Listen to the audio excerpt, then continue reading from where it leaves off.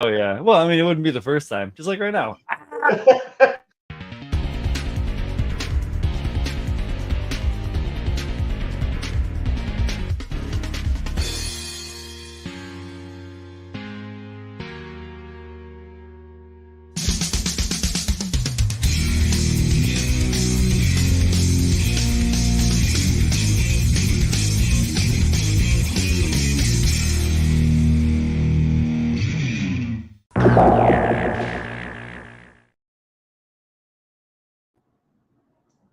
Boing. We gotta wait 5 minutes before we say anything. Before we say, well, no, we still talk, but it's gonna take a while before the notification goes out. Does that include Canada? I don't know. That's a good question. We could check with Jeff. Could like send him a DM. I'll send him an instant DM on the internets. That's super interesting. I never noticed that before. Or thought Yeah. of that, but. So anybody that's watching this in the now, there's like, it looks like we have one person. It's probably you. But anybody that's watching this in the future on the VOD. Oh, hey, we got a few people out there. We got Michael Valdez, John Lynn, and Lorenz. What's up, guys? What's going on? What we're talking about is I found out this weekend doing the OMC live stream that it can take like up to 5 minutes for international people to get the proc saying that the channel went live for a live stream. And we were talking about how people who live stream professionally, especially, you see them start the live stream and nothing's going on. Like maybe it's just got a video. We were saying Tim used to do it back when he was streaming. And I always wondered, like, you know, why would you do that? Like, why would you start live and then not be there? Like, you could schedule it 10 minutes later if you wanted to, or you could start it 10 minutes later. But that makes perfect sense that they're waiting for everyone to show up in the chat, get the notification, and then queue in. So word the things you learn, man. Yeah, I learned stuff. I'm fancy. I can learn. Oh, I'm delirious. It's been long ass days. Kids, cats, kittens, boys, and girls, dogs, fish. I always go dogs to fish. It's always dogs to fish. Just skip over the cats. Cats, the mice, the cats and dogs, birds in the sky, fish in the sea. That's how it usually goes, I think. This way. Yeah, today we have on a phone. Emma, does it sound fun? Hey Doku, what's up? Paul, your mic sounds like you're in speaker mode on your phone. It says, what's your source? Let me check. Paul? Yeah, it doesn't sound like it's the right. It sounds area. Might be. Maybe. Is that better? Oh yeah. Oh okay. Yeah. It was picking up my my AirPod. Oh, right on. So now we got the silky smooth Paul. Good call. Thank you. Alicia. You're not wrong. I was on like speaker mode on my phone.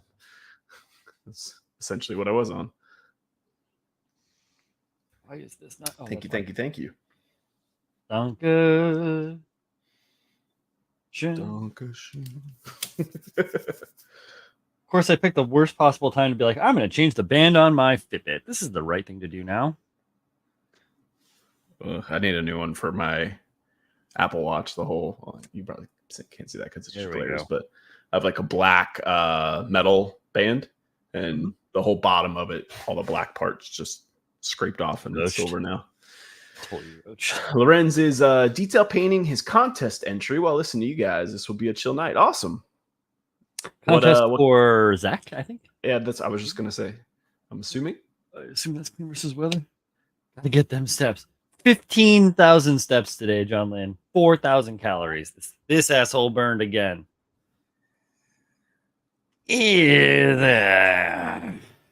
Part of the game. Let's see. I am chilling. Is snapping up stuff. That's good. Yeah, I was working on stuff. Yeah, what you been working on, man? You guys, I just did the stream for OMC. What was that? The end of last week? Yeah, that was Sunday. Okay, beginning of this week. Yeah, it was Sunday. Alicia Doku got married on Saturday. That was awesome. Congratulations. Yep, that's definitely something to celebrate and to talk about. That was a great wedding. Manny was there, Julio was there, a bunch of other Gunpla builders were there as well that I wasn't very familiar with, and I'm much more familiar with now. Cool group of people, fantastic, Awesome. beautiful wedding, beautiful day. It was so nice. It was like in the upper 50s or something like that. It was outside at a park. It's gorgeous. Doku looked fucking amazing. She came out in this like fantastic dress, like singing and doing the whole thing, and then she turned around and she was dressed like fucking Prince. It was amazing. It's cool. Yeah, it was Gundam themed. I had That's cool. took home I took home a centerpiece and I partially disassembled it already, but and I started cleaning it up. So they had all these 3D printed heads. This one has a bunch of steps on it. So no offense, Doku, I know that you and Derek painted this together, but I wanted to make it something really, really nice. So I could be like, that's the centerpiece that we got from Doku and Derek's wedding. So yep, as you can see, just regular printout. Looks really great. Cool. They did a fantastic job, but it's going to be cool to paint it up and have it as like a nice piece that I can keep it here in my studio and enjoy it in the future. Let's see. Yes, OMC kicked ass. There were so fucking many amazing people that participated in OMC this year. Every year it gets better and better. This year there was like, I don't know how many prizes. It was like 20 or 30 prizes we gave away. Yeah. It was like almost everybody got a prize, which is fantastic to be able to have that opportunity to do it. It does cost a lot of money to ship that stuff out. So blah, blah, blah, blah, blah. Patreon, original mecha contest stuff, yada, yada, yada. It only costs $1 to enter, or £1 British pound to enter. It's like a couple of euros, or, $1.50 American or something like that. So, yeah, and that's it. That's the only, and you get access to the Discord and blah, blah, blah. So, that's cool, and so many cool people won great shit, and next year I am going to enter because I can't not do that. I've been spending too much time not entering, so I'm going to enter. That's good, man. I feel like that contest is really, up your alley of compared to, maybe some of the other ones that are a little more like black and white. Mm-hmm. Yeah, absolutely. Do this. I'm going to make it touch up my appearance, make me, look, it made me smooth. Ooh, I'm so smooth now. I'm slightly AI. Anime skin Brian. Yeah, very slightly, right? My smile is just a little bit wider. I look a little bit more like the Joker. But yeah, so it's gonna be cool. I got some great ideas. I've been starting already to talk to different people about getting more participation, just general modelers to join in and have fun with it. It's really rad. I think there's like 6,000 people that are part of the Facebook group, which is absolutely insane. And let's see. Oh, hey, Julius. Yeah, Julius sent me a really cool video earlier of like a skateboard with like blades on it on like an ice rink. It was rad. So dude like riding a skateboard around, like pumping and doing stuff. And he's like, you should get that. And I was like, it's a good idea. Maybe I fucking should. I could dig it. But yeah, OMC was great, and if you guys can watch that, it's on the channel. It's a couple of hours, but it's all absolutely stellar. We had Chris Pabs was judge for the show. He was on with us. Angelo, who's Mecha Designs, he was on with us as well. And he was in, where was he? Like, it was like 1 a.m. when he got on the show with us at noon. It was crazy. And then we had, definitely, we had the groups, admins and the definite, I keep saying definite, admins and the dudes behind the scenes that help us out doing stuff. It was really great. All around, fantastic time. Check it out. Do a writer for, yes, please, John Lynn. Do a writer for the winners. For the winners, it's great to see John Lynn has been doing a bunch of Blogspot stuff. If you guys haven't been paying attention, John Lynn's got a cool hobby Blogspot. She did an interview with me on there and a bunch of other people. So she did a great year on the end wrap up. Check it out on it's on Twitter, formerly known as X. Fuck that guy. And and you can see it around too elsewhere. So what I've been doing as I was continuing work on last time on KotoKai Robo Didu. I was working on this guy. This is what's left of him. This is what hasn't been changed up yet. This is for Zach's contest as well, right? Yes, this is for Zach's contest as well. I am not painting yet. That's going to happen this weekend, but I got time. It's next week it's due. But I pulled out, because I'm doing IBO, of course it's going to fall apart. So I pulled out one of my resin kits to get parts, because I was like, I dug through all my bins and bins and bins and bins. I got like 5 feet of Gundam parts and model parts and stuff. And it was like, okay, so I had a couple of the armor parts I kind of was looking towards using, and I had a couple frame parts I was looking towards using, but I was missing a few key elements, and I was like, oh, where do I have? I really need like a bunch of parts to work from, place to begin. So I was like, fuck it, I'll pull out one of the resin kits. I got a bunch of resin kits, not a bunch, but I got a couple resin kits cast up. I still have them, so I still have resin kits cast up. For those of you that are owed them, you will get them. But put together the chicken leg on the bottom of the gym, and it still articulates and has a cool piston. Oh yeah. Right. And that is the chicken leg for the full city. I need to do some work on it. Obviously, it's just snap fit together. It's not even like there's no glue, no nothing. So that looks pretty decent. Came up pretty well. I cleaned up a bunch of parts to do the other leg. So that's kind of fun. It'll be a great place to start, but it's still very, very angular. And that's okay. So then I went to start working on the core. And the core isn't finished. I actually am in the process of finishing out carving up the armor. The core, it's kind of got this vibe going on right now. So you've got the gym top, and you've got the IBO dual head reactors and everything on the bottom. And the back, I still have to carve it out so it doesn't fit all the way up. This will actually sit a little bit nicer down in there. All fancy. Good place to start. So that's where that's going, and it's kind of heading the right way. I'm thinking about maybe doing something with the forearms. We'll change it up a little bit. Still keep some of the everything in. I remember, like the Barbatos ones, they had the really long forearms. Yeah, the lupus. Was that like a common?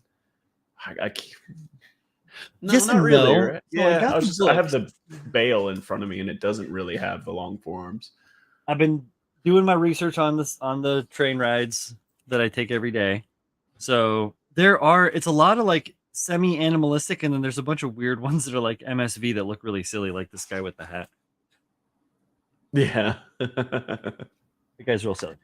But yeah, so like I'm pulling less from like grunt suits, so less from the grays, less from like the guy rail, and more from like the Gundam side of the frames, which I know that the gym is a mass produced, and the Gundams aren't mass produced, but I don't care. Yeah, you're mixing two completely different universes together. Who cares? Yeah, exactly. Whole different worlds. But this has got great, this is like has a bunch of really great groundwork and stuff in it. So this is some Vidar, Commerce Vidar, a bunch of cool stuff like sketchies and sketchies and cool shit like that. So this stuff just kind of like feeds the subconscious and helps kind of like push the direction that I take the parts that I find. So I got a bunch of parts here, and I still got time. This weekend is going to be a lot of that. I was supposed to have to work, but thankfully I don't have to work, because doing 6 days in a row is absolutely terrible at that schedule. And yeah, so I think I'm going to get it, and that's me. Nutshell. Nice. How about Good you, Paul? Stuff. Yeah, yeah. I finished up the Shiki. There's sticks. I love how it does that. Don't show them the gun. It's just the weapons was all I really had left the last time I talked to you guys, and I think I had them all painted at least, but just had to finish up the decals and flat coating, all that kind of stuff. So it is done. Hopefully this weekend I'll get some time to maybe take some pictures. And then I broke out what's left of the Jesta, which I hadn't touched, and like it's been sitting in a box for like, I don't know, a year and a half. It's literally just the weapon, and I guess I painted some really small section of it green. I don't even remember quite doing that, but so I'll figure that out. I haven't touched it in so long. It has all these like banana clips. There's like 10 of those, and I was like, why do I have so many of these? I forgot that they stick into like a back of a forearm or something, which I remember. Yeah, they fit onto the ammo, baby. So yeah, it's literally just the weapon, and I'm done there. It's been sitting like that for quite a while. So the goal is to kind of finish all this stuff up before the end of the year, and then Nice. next year I want to finish a couple of kits like within the year. I don't have like an exact number. Like it's not like, oh, I want to finish 10. Like I'm not gonna go crazy, but like there's a couple of things I want to accomplish and within the year. So the first is the Dom. I want to finish that up, and then I want to do a car model, at least one, and then maybe after that something like a little bit of a bigger project. Nice.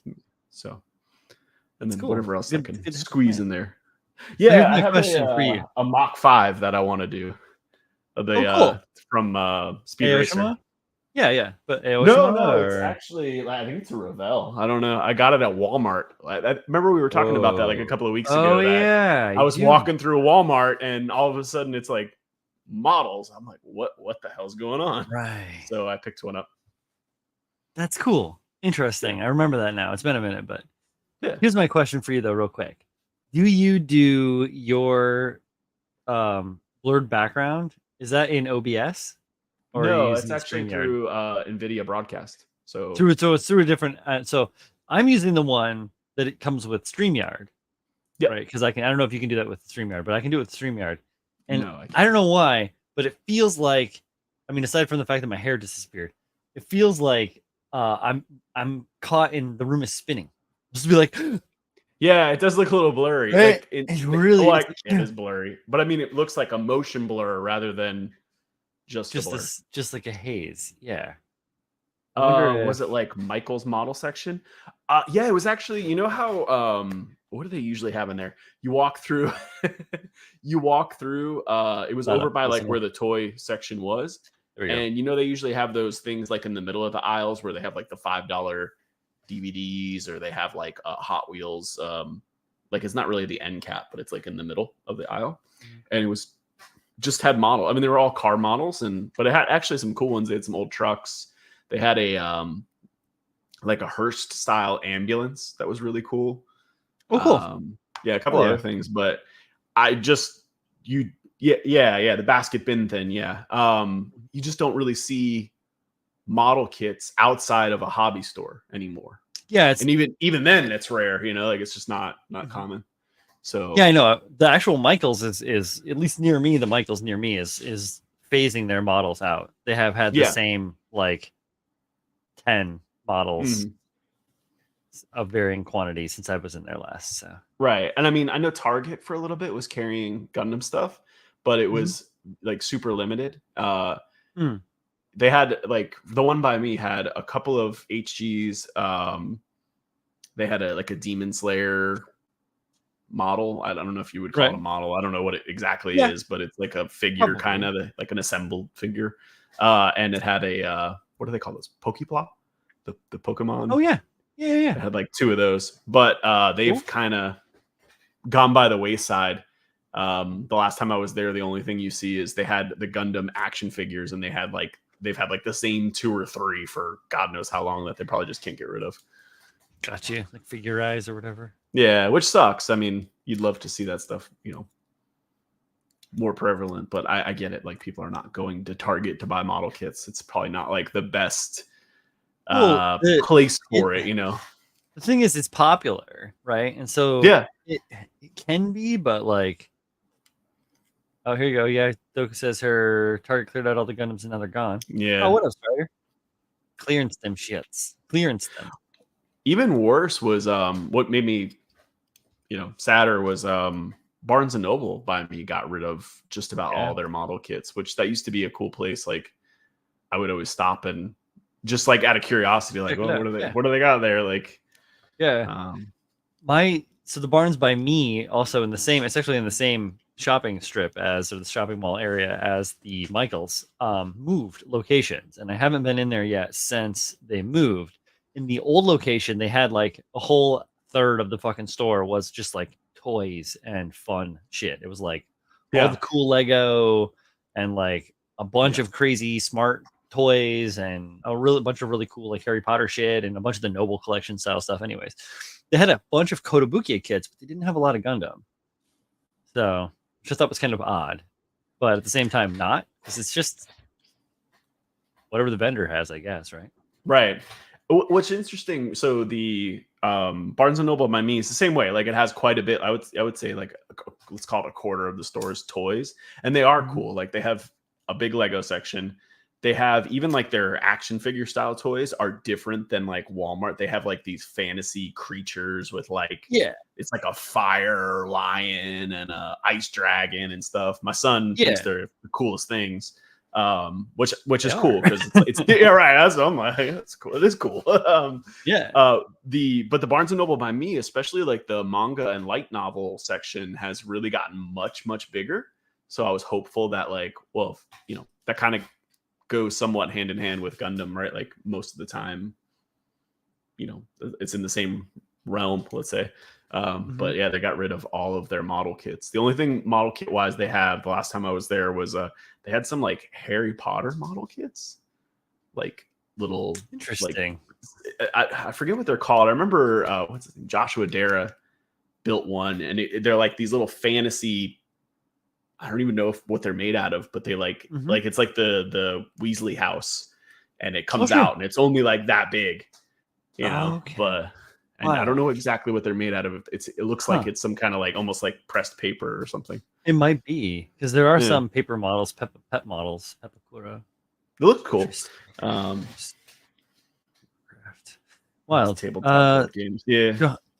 Johanny says that seeing some stuff around at the Targets, at the Barnes and Nobles, and something mentioned about how Hobby Lobby supposedly they're stocking up on Gundam kits. I try to avoid Hobby Lobby if I can at all costs. Same way. I have some. This is a personal choice. Personal, feelings about them, but there's not one like right by my house either. I have a Michael's really close, but Hobby Lobby is across the street from the Michael's. I guess across the street is the highway, but still, But I still go over there. I don't go anywhere. Yeah, I feel like, you know, it's still quite a bit niche of a hobby, and most people are probably still just buying them online. Like it's the most reasonable thing to do, but it sucks. Like I think hobby stores are cool, and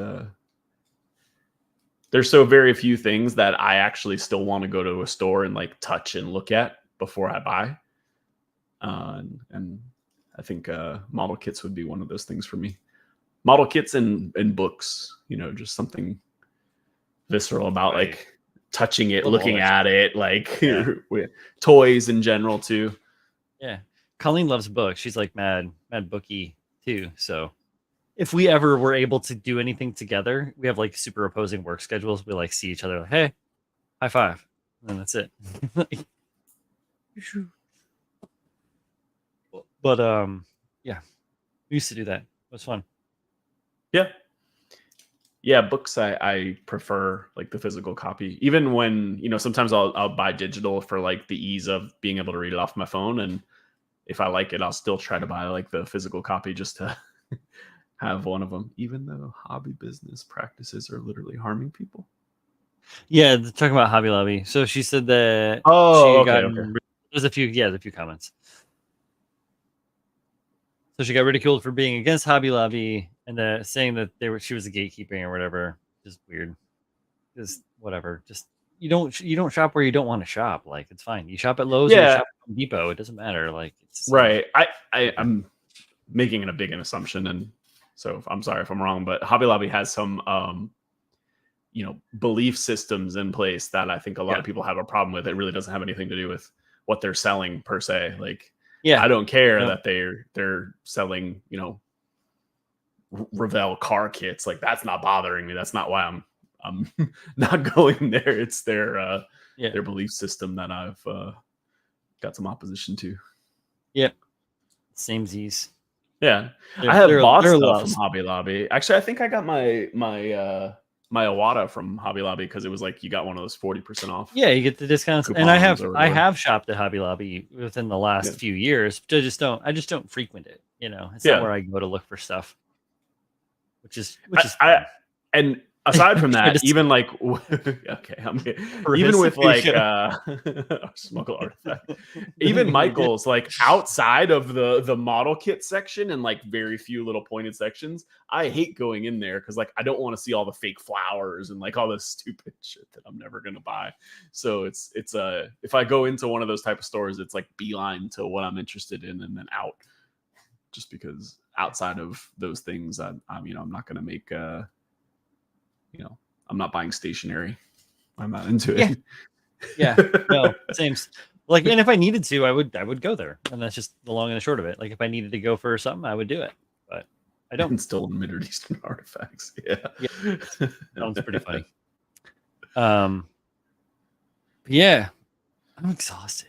So fucking tired. Yeah, 12 hours is a long day, man. I hear you. I've only been getting like 3 to 4 hours of sleep a night, and it's starting to catch up with me. It's been like a month now, and it's really starting to catch up with me. It's crazy how.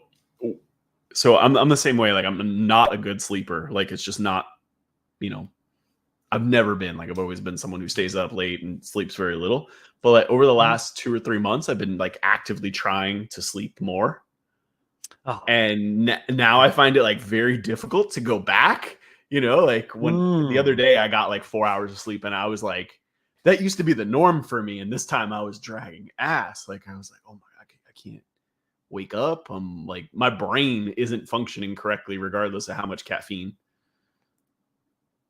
Yeah, exactly. Caffeine is like, whatever. I've been drinking coffee since I was like 5. It doesn't do anything to me really much anymore. But I do like it. I prefer to drink it during the daytime. I try not to drink it too late because the caffeine in it can affect me a little bit when I go to sleep. But at the same time, I can drink coffee as late as like 5 or 6 o'clock at night and still go to bed at a somewhat reasonable hour and sleep fine. That's not what's causing me issues. What's causing me issues is FOMO, where I fear I'm missing out on life. So, like Chris said in the last podcast, one of the last podcasts, something's got to give. So like put in 12 last week. Was it last week? God, was it then? I had a 15-hour day. Like that was a hell of a day. And I got right before, but to start that off, I had 2 hours and 58 minutes of sleep that morning before I went and had a 15-hour workday. Yeah. And then you compound those and it just gets like worse and worse and worse. It starts to stack up a little bit. Today I was a little bit like, where did I put that?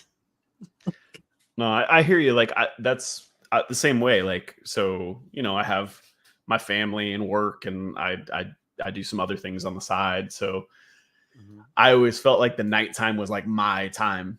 Like my wife likes to go to bed early. She's like a 9:30 kind of person. My son's in bed by like 8:39. So, they went to bed and it was my time to like watch the TV shows that they didn't want to watch or play video games without having to worry about taking up the TV or, build Gundam or whatever it was I was interested in. And, that was the same way. I was like, this is my time. And if I go to sleep, I'm missing out on all the things I want to do outside of like, what I have to do or what I want to do with my family. So it was like my personal time. And then, I've had to need to go to bed. Lack of sleep will kill you. Yeah. But you get like what'll happen for me is, so like I said, I've been actively trying to sleep more, but something will happen, like some event, like, I stay up late for something. And then it's like, I notice the pattern will start right away. Then like the next night, it's like, I'll just push it a little further and a little further and a little further. I have to actively think about sleeping, which is probably weird for most, Well, my issue is that like I love what I do. So I go to work and I'm happy to get up early and I'm happy to go to work. I'm excited to go to work when I go in the morning because I do enjoy what I'm doing, even though it's a long day.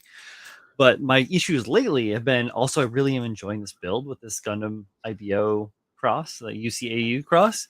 And so last night I'm just like watching whatever thing and like, cleaning stuff up. And then I look up and I'm like, oh, Jesus, it's 1 a.m. I still have to shower. Yeah. It's like, then I got to get up at 5. And it's just, that's just how it ends up. That's how you end up with like no sleep. You get Julius is asking about the discount coupons. I don't know actively where to find them, but I'm sure if you Google it, it'll come up. I don't know if they have one right now, but it's like super common that Hobby Lobby does. It's 40% off, right? Isn't that the number? I think so. Something like that. Donovan was always 25 to telling us 40. about Tiberium. Yeah, I can't remember. Oh, is that, yeah. Yeah. But yeah, I mean, I'm sure if you probably go to their website and I'm sure if you give them your email address, if you're okay with that, they'll probably email it to you. But or create an email address to give them. Yeah. Whatever, you know. Fuck Hobby Lobby at gmail.com. You know? Sign up. Yeah. But yeah, they send them to you in an email. That's how I got like a 40% off any purchase or something like that. Oh, here goes. Yeah. Maybe that's the issue. Yeah. I don't know. I got the Iwata like 3 or 4 years ago, at least. I don't know. It's been a long time. Yeah. Probably even longer than that. Pre-pandemic. Pre-pandemic, like probably 2017. Early stuff, yeah. When we first started hanging out on the stream. Yeah. So the thing's been a tank, man. Yeah. Word. Yeah. Michaels does it too. Yeah. Oh, there you go. Yeah. You just gotta like try to catch them. Gotta cruise the coupons, man. Right. Gotta get like Mr. Mom going around. If anybody, I'm dating myself with this old movie from the 80s where they would play cards and they would bet with coupons. And it was like they're playing poker, but the chips were the chips were coupons. It's good. Let's see. Ricardo Typhuri says, hard to sleep well when my work schedule changes during the holidays because of coverage. Word, brother. I work Monday through Wednesday. Use your brain, right? Monday through Monday and Thursday and Friday. Swing a few weeks, then Monday, Wednesday morning. Oh, yeah, that's tough. Yeah, and then Friday, Saturday grave shift. Yeah. So yeah, Call's doing the same deal. So she's an artist now at Mac, right? So she's doing that, and she works in the mall in Woodbridge, and so they. This week I think they changed their schedule, or next week they changed their schedule to staying open until 11 o'clock at night.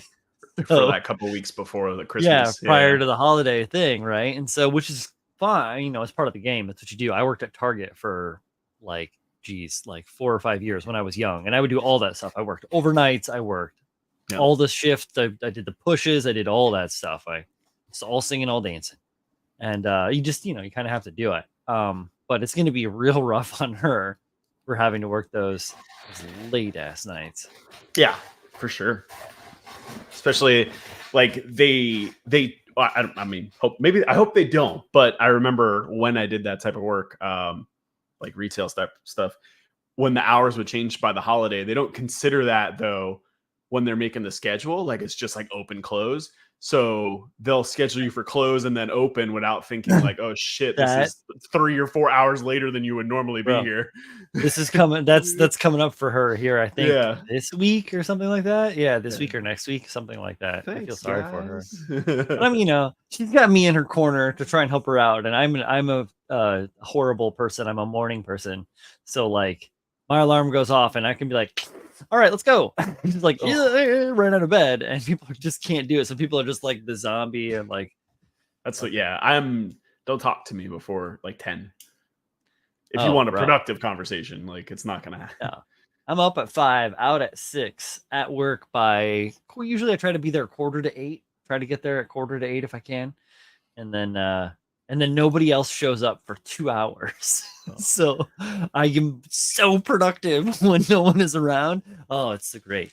It's so much My wife and my son are like that. Like they wake up and especially like talking, they're just like, what? And I'm like,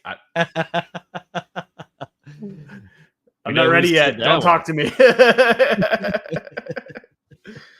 Same doing scheduling. One shift might start 7:30 or 3, might get out at 4:30 or 11. My days are never the same, and I don't get 2 off in a row. Yeah, that sucks. Whoa. I did That's that for wild. a long time. Now I don't know if I could adapt to that. No. Yeah, Carl doesn't get 2 days off. She did recently. She got 2 days off in a row, and it was like amazing for her to like have a day to like do the stuff and then have a day to just kick it. She had finished NaNoWriMo. That wrapped up. Anyone finished NaNoWriMo this the last November out there in Groundland? Did you write this year? Did anyone else that's watching this? So NaNoWriMo is National Novel Writing Month. It's a NaNoWriMo thing. My wife does it. She did it. She completed it again this year, and it got her excited to go back and write the book she's been writing for years. So, yeah, I know it's crazy. 50,000 words. She hit her quota a little bit past it, and then she was like, you know what? Doing all this writing, pushing myself has got me excited to work on an old project. So it's kind of like you and the Dom, Paul, working on these cheeky, getting the Gesta done, wrapping that up, and you're like, all right, let's go work on something a little more fair, like, I dig it. I find, you know what? This is funny because not too long ago, I listened to the podcast where you guys talked about, I think it was more about creativity, but like for me, it's not a lack of creativity. It's a lack of motivation, like I don't really consider myself all that creative to begin with. So I don't lose the creativity side, but sometimes I'm just like, I just don't feel like doing this. Like, for whatever reason, like something happens or I'm just not in the mood for that day or I just want to veg on the couch, and then you kind of get in a habit. I found that if I schedule time and like, I'm just like, hey, it's Tuesday. Tuesday is come up here for 3 hours and work on something. And then like you push through it and it just kind of trains your brain almost. And then you're like, okay, I want to do this. No, it's absolutely right. Yeah. It's like getting over the hurdle of like, once you sit down and start moving your hands for a little bit, you're like, all right, I'm good now. Yeah. Yeah. No, it's very true. I noticed similar things as well. Or like you sit down, you're like, I want to put something on, and you dick around looking through Netflix for forever, and then you never get anything figured out. But if you just like put on an ambient YouTube channel and then just like started just sanding, just start it, just get it going, get a scraper, scrape a couple lines or something. Then you're like, oh, look at that detail. And then you start going, I need to scribe, and you're into it, jamming, pull up the turntables. Is there a term for surfing through Netflix for 2 hours and not finding things because there's too many choices? No, there might be. Like I have a big problem with that. Like there's too much content that I just can't even pick something out. Word. I'm like, I kind of want to watch that, but do I really want to watch that? Like, so this looks pretty good. We ditched Netflix, right? So because they raise their shit, right? They're raising to like $20 a month or something like that, right? So we quit, and now it's been like a month or something out, and I'm starting to see a bunch of Thomas. Not Thomas Edison. Ty Furious says, sorry, doom scrolling. Yeah, doom scrolling essentially, kind of like doom scrolling, but yeah. So now I lost my train of thought. Cancel Netflix. Yeah, so I canceled Netflix, and then it's been like about a month or so, maybe 2 months since we quit, and I started to see these Netflix ads on YouTube because I watch a lot of YouTube, and it'll be like Netflix now with rates starting as low as $6.99 a month or whatever, like with ads, I assume, or something like that. Yeah, and it's just like, you idiots, you fucked it up so bad. The height of the writers' strike, the height of the fucking SAG Actors Guild strike, they're like, nah, man. Triple down, suckers, fuck you guys. And everyone's like, peace? It's crazy to me how, right? That company, Netflix, I'm talking about, so got the jump on Blockbuster, right? And we look at Blockbuster as this like case study of being complacent in business. And like, you guys just didn't see that like Netflix was going to fucking ruin you. And then Netflix comes around and has a how many year head start on streaming services. And then, I mean, I know HBO was kind of like the early on to do that, but they didn't really have the streaming. But like the original content, like Netflix had a multiple years head start on everybody else for original content in a streaming service. And I feel like they've just fucked it.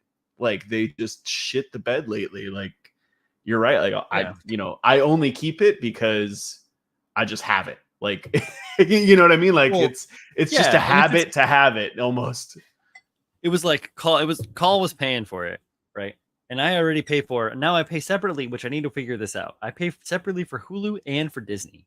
So now I have to figure this out because Disney owns Hulu. Yeah. They cross over. So I need to figure out if I can tie that shit together so I'm not getting charged for Hulu. Sidebar. For probably 28 months, I accidentally paid for 2 separate Hulu accounts. So I'm sure I'm getting screwed. I have to like. That was fun. reconcile one day and sit down for a couple hours and actually figure out what the hell I'm paying for. Because I know I'm paying for 2 anime streaming services, like the same one essentially, because they offer it as an add-on to Amazon Prime, and I'm paying for the original one. And I did it because I forget what I was using at the time. Yeah, right? Like I was using let's say like a whatever the name of, like a Google TV, whatever, I forget what they call that. Yeah, a Chromecast. Like when we were on vacation or something, and they didn't have the app, but Amazon had it, so I was like, oh, I'll just put it on Amazon and I'll cancel it next month, whatever. It's $4. And I forgot about it. Yeah. So I'm sure I'm doing that for multiple. I know I just got an email yesterday that my Hulu, I didn't even know I was paying for Showtime on Hulu. I don't fucking watch anything on Showtime. And my Showtime includes Paramount Plus, which we also pay for because it comes out when like a lot of the kids' movies come out on Paramount Plus. So fuck, one, I don't know if I want Showtime. I don't think I watch anything on there. And then 2, I don't no, I'm paying for Paramount Plus. And I don't even, for that matter, I don't even watch anything on Hulu.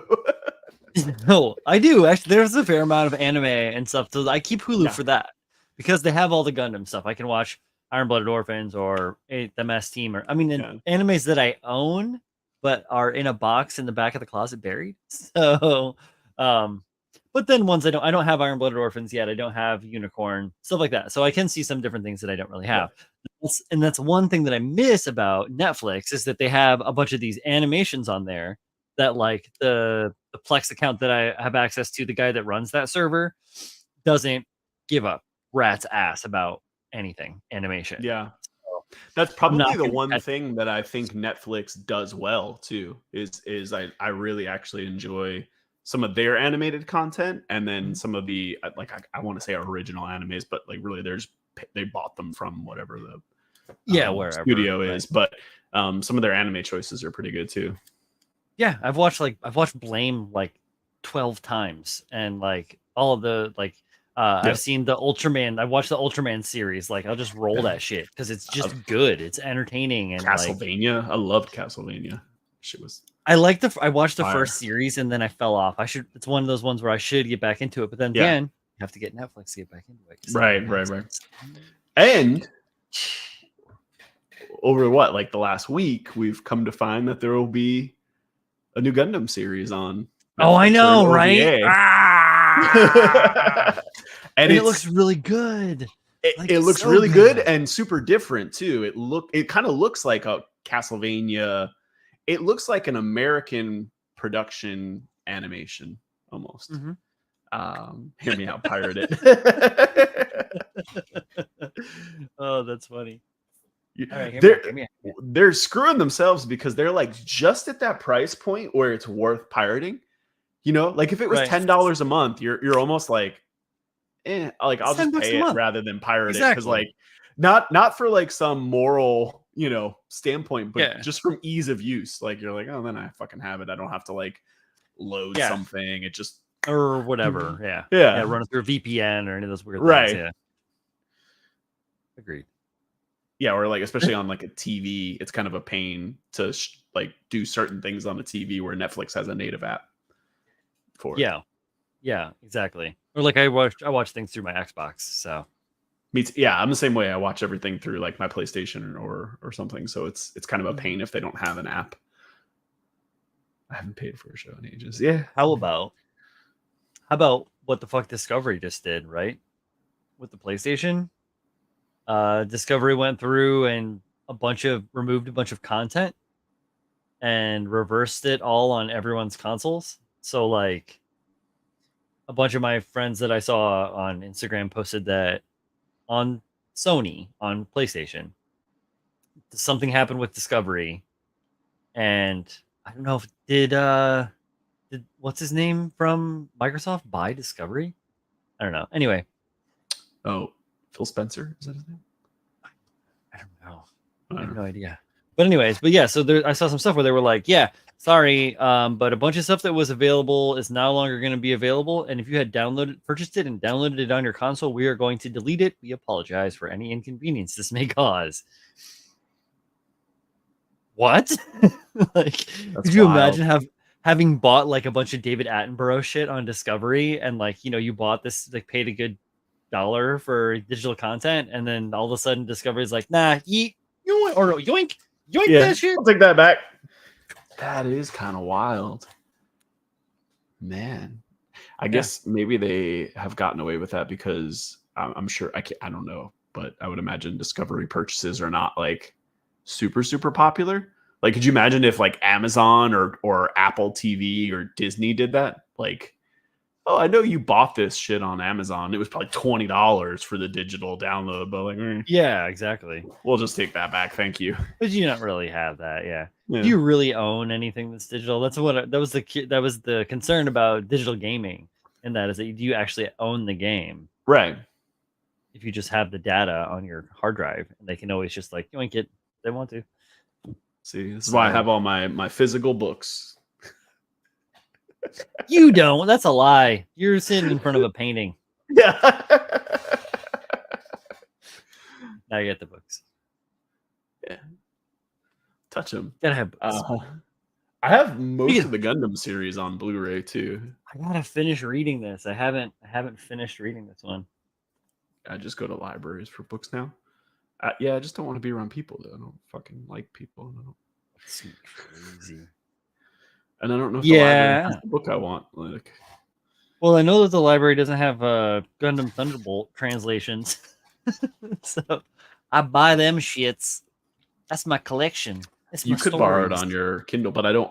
That's we were talking about that earlier. I want to own the paper copy. Like, I still have a problem with that. This doesn't need to be recharged. Right? It's a book. My library does. Well, me, Chris. So I work in municipal government, and I hate my fucking library. No, I'm just kidding. These people are annoying as shit. No, we do have a library card. I'm pretty sure my son has one. I think he has like 2 actually. But I want to hoard my books. What am I going to do when I'm old and I have nothing to do other than read books I've already read and build models that I've hoarded since I was in my late 20s? Dude. Fucking Big Sam. That's cool. Let's fucking go. All right. Put the book away, Brian. I just basically want to be Smog with books, model kits, and video games that I may or may not actually own. You're Paul's prepping for the apocalypse, guys. Yeah, like I'm gonna be singularity.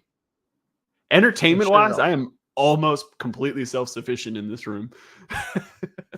What you need is to get Harrison on a treadmill to get that generator going. Yeah, the little kid generator. Just feed him sugar. Yeah. Put him on an exercise bike. I need the air compressor to work, so you're gonna have to get on there. Yeah. Come on, Harrison, go fast. Sorry. I can only get one spray at a time. I love physical books, but I don't have the room, and my current collection may have slivered down when I moved in with my partner. So if anyone wants any anime. Nice. I think like that Blu-rays or like I think she means like manga. I think she means manga. Yeah. We were talking about that like a couple weeks ago. I don't own a single manga. Yep. I only own a work on that. Oh no, I lied. I have 2 Origin books. Oh yeah, they're great though. I have the whole series because they are just so good. They're just so good. I read a lot of manga. And reading so much manga has really fucked up memes for me, because when there's panel memes, I read them in the wrong direction, like out of habit, and I'm like, that doesn't make any sense. What is that? Oh, that's so good. That is so good. It's like habitual when you see the squares. I'm like, Yeah, and I've been Right to reading left. what I read. So I read the Gundam stuff, right, which is normal, normal to manga, and then I read Berserk, and I think Berserk is normal. oh, really? Yeah, I think it's a normal.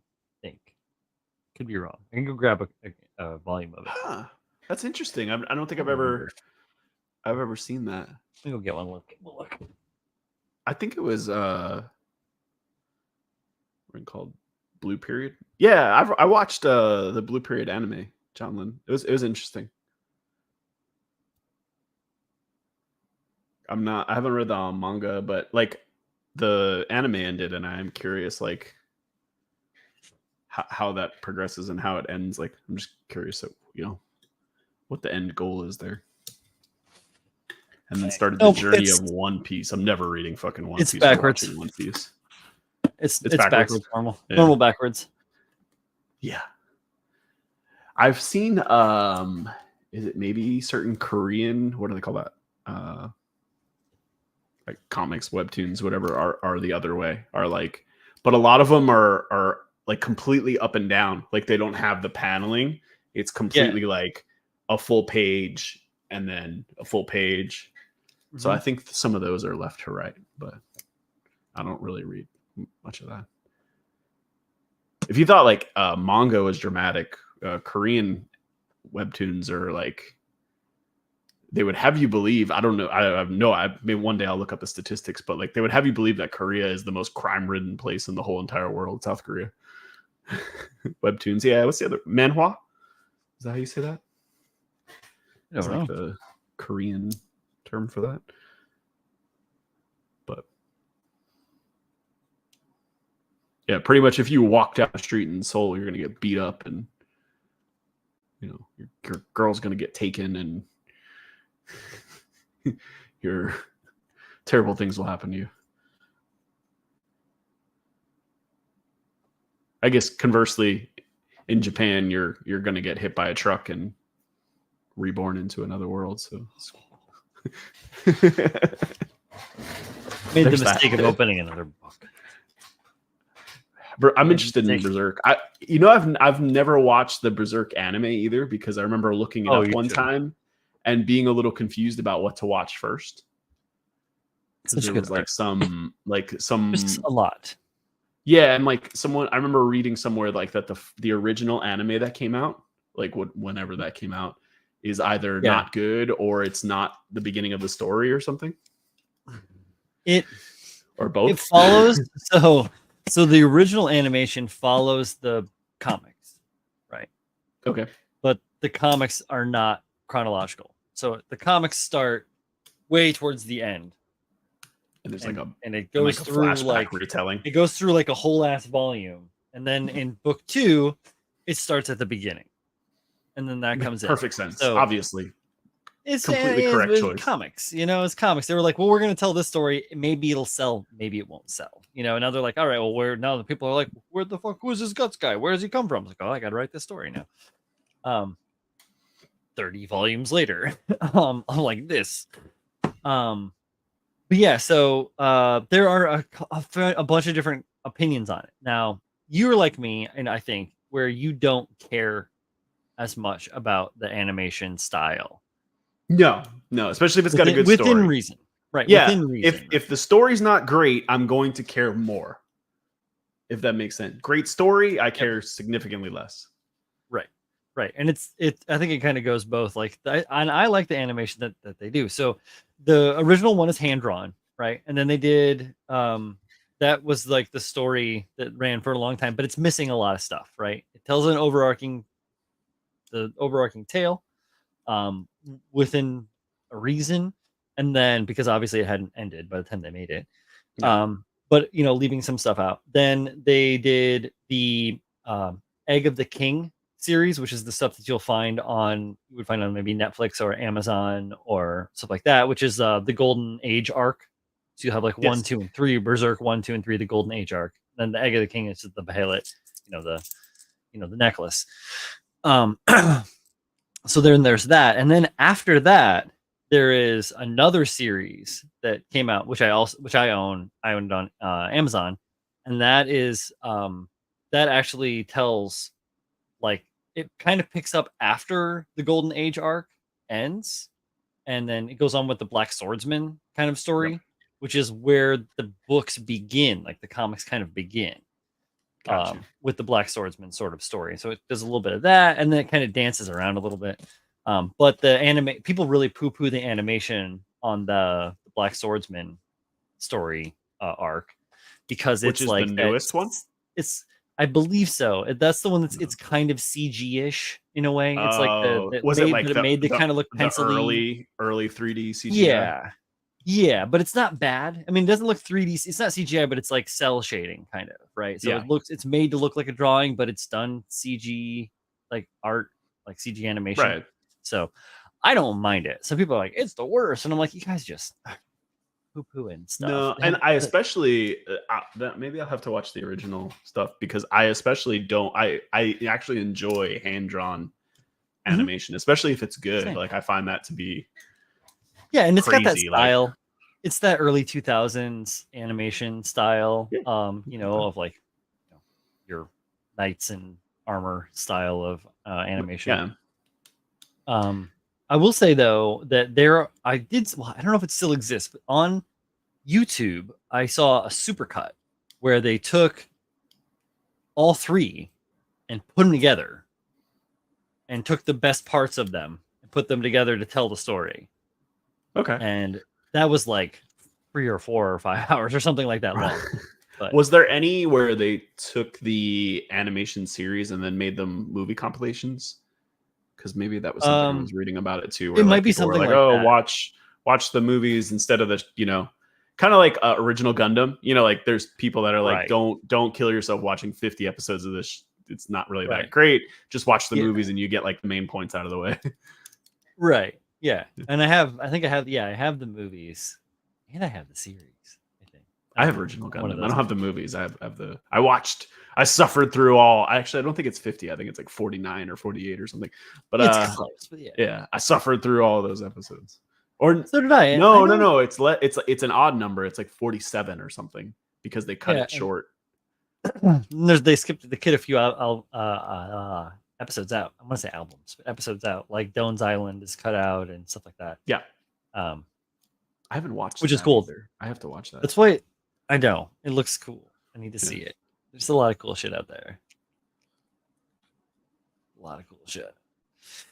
I want to get back and get my anime out again and get it back in rotation, but I don't have any place to fucking put it in here.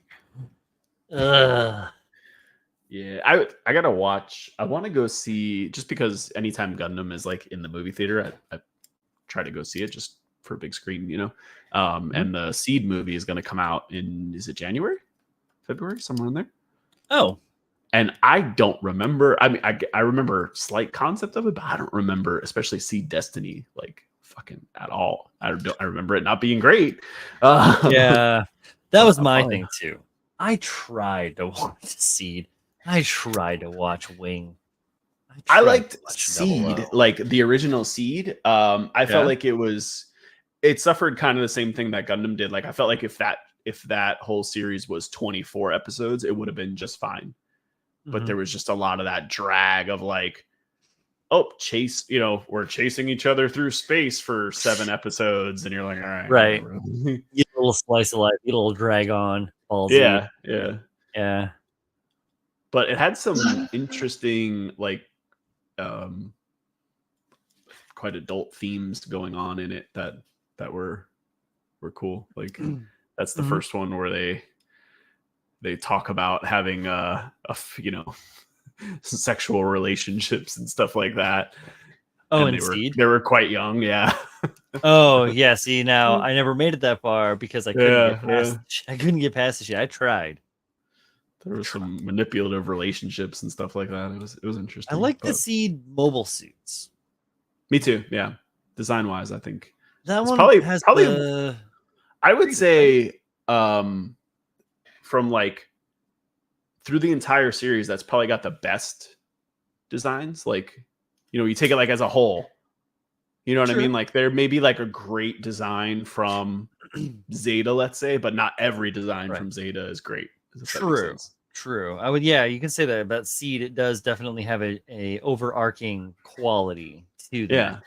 I can't think of anything I particularly don't like design wise from Seed.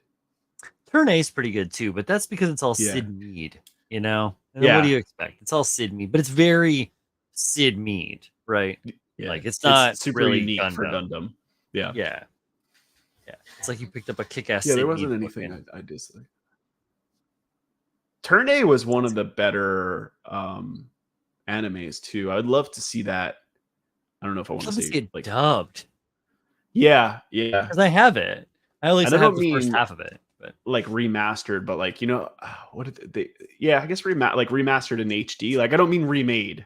Remastered, it would be cool. Yeah, I don't want them to redo it. What I want them to redo is beginning fucking Gundam in the Origin style, and give it the proper retelling, like they did with the anime for Origin, which has the CG, 3D CG animation or whatever, and it works really well. Well, there's that like other. Oh god, what anime was that? Have you ever seen like Knights of Sidonia? It was on Netflix, and it was it's right in line with Blame. That wasn't good, right? Like it was 3D animated, and it's just like I don't know, it's very clunky. It looks like you're watching a video game being played. Right. Yeah. Like everyone's like got that stiff motion to them, and it's a little weird. It's not as good as like obviously Ultraman, way beyond. Right. Different, completely different like style. And much later, obviously. I finally finished TWFM. What is that? What is TWFM? The Witch from Mercury. Witch from Mercury. Oh, I haven't finished that yet. I watched like 10. I watched the prologue. It's pretty good. I heard somebody gets crushed. Yeah. It suffers like the same thing as a lot of Gundam, where like the first couple episodes are a little slow, and then it kind of reminded me too of like Age. Did you ever watch Gundam Age? No. So Gundam Age had like great themes behind it, but they did it in this like kind of childish look and like a little bit of comedy, and it kind of ruined what could have been really good. Like, because Age has to do with like 3 Gundam pilots that are like generational, and it talks like, so the first one, he's like a genius, he like invents the Gundam and everything like that, and then his son basically he's not a new type, or like whatever they call it in that one, and he feels like a failure. He can never live up to his dad. He runs away from him. And then the grandson is like the return back. So it's almost like a Star Wars like arc to in a way. Yeah. And like, well, because Luke's dad is super powerful. Yeah. Like, potentially the most powerful Jedi. They actually cutting his arms and legs off made him less powerful. Like, and he's still super powerful. It's crazy. But like that concept of like, having to carry on legacies and stuff like that. Yes. Yeah, but it was but so it had like this great theme that, like, let's say they had done it stylistically like IBO, it probably would have been, to me, the most interesting Gundam series, but then they just made it kind of childish. Gotcha. Well, because they were trying to sell it to kids. They were like, who can this get sold to? Children, because they're the only people that watch cartoons. Right. And The Witch from Mercury wasn't nearly as bad as that, but it had like, just goofy, like even the main character, she's got like the weirdest fucking eyebrows, and like, that's all right. I don't mind that. I mean, it's just like quirky that you're like, whoa, you're trying to tell this like kind of serious story, and you have very comic-y. That's just the way they look, Paul. God, why you gotta be so judgy? Judgy. But it was good. It was good. It was interesting. They did some cool things with like gender stereotypes that they had used, like the Char character is a woman, right? So that I thought that was cool, like just to break up some of the. Is her name Charlene? That would have been good.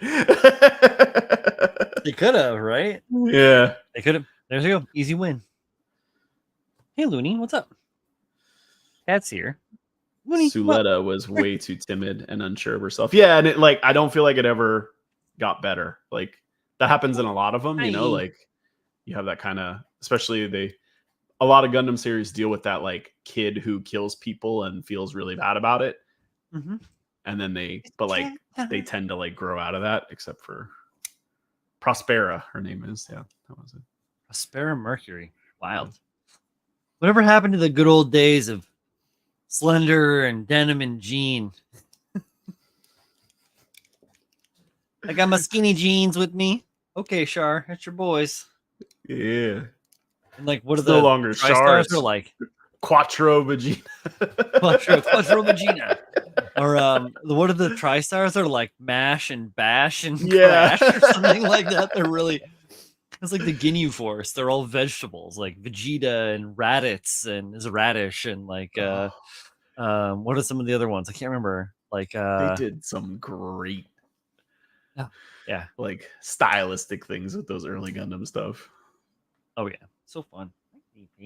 Like I love Stardust Memory and it's weird like Top Gunny. Oh yeah, dude, Stardust Memory is so fun, and the intro on it is so good too. Oh yeah, like, dude, it's so great. And like Zeta, and it's like 80s. You know, the problem with Zeta and again, his cut off sleeves and his weird glasses. Oh yeah, the big glasses, just like huge. He's got the skinny. His nose is skinnier than my long ass fucking nose is. Jinkies. It was so cool though. Oh yeah, super cool. 100%. Couldn't go wrong. I liked it. You see this cat freaking out down here? She wants all the pets. She doesn't really like. She's not super duper like needy, so she'll only come assault me once a day or so, which is legit. Zeta has all the bug mechs, dude. The Hama Hama, yeah. Love the Hama Hama. Zeta and Double Zeta. Zaddy, Double Zaddy. Yep. They had that weird fucking snake one. It was the weirdest. It's like it's got like a whole snake back to it. Yeah, a whole snake back. Yeah, like that's a good one. That is a good one. It always felt to me like when they had like the design team from Mechs, like they were two completely different design teams. Like they had like, you know, the Xeon guys in a room and the Fed guys in another room. Like, don't show them what the other one looks like. Yeah, different buildings on opposite sides of the city. Like, yeah, nobody knows. Nobody knows. Yeah, they were definitely bringing all the good drugs to the Xeon guy. What do you got? I got this fucking snake mecha. It's gonna be awesome, dude. Yeah, see this thing, this Hama Hama. The what?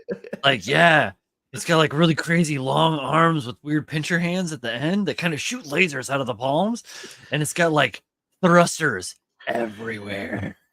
Like, not just like a thruster in the shoulder and a thruster in the shoulder and a thruster in the skirt. It's like 9 thrusters in the shoulder, right on the outer bell. And, like, and didn't they also shoot lasers? Do I remember that right? Yeah, something like that. Yeah, and then like the hands could like detach from the body and like zoom around. Like, what the fuck is this, man? They're like, no, seriously, it's gonna be cool. It's gonna be really fucking cool, man. Like, I think it'd be really great if we made this really snake. It's like along, it has all these little sections in it. Like all these little. I was like, okay, guy. Yeah, but someone drew the Hygog. You know what I mean? Like it's gonna have like weird arms. The Hygog is early though. That's OG Gundam, right? That's like the start of. I know it was in War of the Pocket. I remember in the beginning of that they had them. Oh no, the Hygog. I'm thinking of the Gog. Yeah, the Hygog is. Yeah. The Hygog is. Oh, dude. I love the beginning of that one. Remember they had like that yeah. What were they? They were like special forces when they sneak in under the ice and everything. Yep. It's cool. So good. They have all those weird Zakus and the weird like mixes of the Xeon suits. Oh, they're so fun. That weird suit with the elephant trunk. Like, what the fuck is that thing? With the missile finger, the beam fingers, and like an elephant trunk. Like, what the fuck are you, Dad? Oh, it's that so has fun me though. have good feelings about the stuff that's coming up because that's like an OVA as well. And I would say Mm, probably the best Gundam stuff's been OVAs. Like a the lot most of it has. consistent. Yeah. Like generally I Like, can't think of a bad OVA. yeah, they consistently slap. Yeah. Yeah. And that's what Even the new like, thing coming out is. well, even like Thunderbolt is Yeah. technically an OVA that's just Thunderbolt, been running. It's been running for the hills. Go. Unicorn. Yeah, Unicorn. Unicorn was fantastic. I'll still watch Unicorn. I don't know about what was the one with the it start narrative. It was Narrative was okay. yeah. It was It weird. looked cool. Like, It looked cool. it was like, I feel like it had a great start and then something happened that we don't know Yeah. about. Like, It was also I feel like it was just like it was made for a specific purpose, like just to transition from old Gundam to new Gundam. It was like, all right, let's close that book and open a new one. What do we have? The pilot of the Ifrit was psychotic. So was the pilot of the Thorn. See, I don't even know these suits. Like, No. that's crazy. What else? So crazy. What was the really short one they did? Was it Twilight Access? It's like Twilight Access. short. It was like 5 minutes. Yeah. It was 18 actually, but yeah. And set up between 5 clips of 18 minutes or something like that. It's really short. I even wanted to do a build, a GBWC build, a full resin, clear resin pour, a block of build. It's just a block of resin with fiber optics and all this crazy shit in it. Dreams and ideas are free, my friends. One day. Nope, never gonna happen. Nope. That's not gonna happen. But great idea. It's good to have dreams. Good to have great ideas. Share your ideas. A block of resin like that way. It'd be like. It would probably be like, if I were to take it in, because it'd be fiber optics and electricity, like, all the power and all that shit would be in there, and the 2 mobile suits, the rock, all the stuff that would be in it.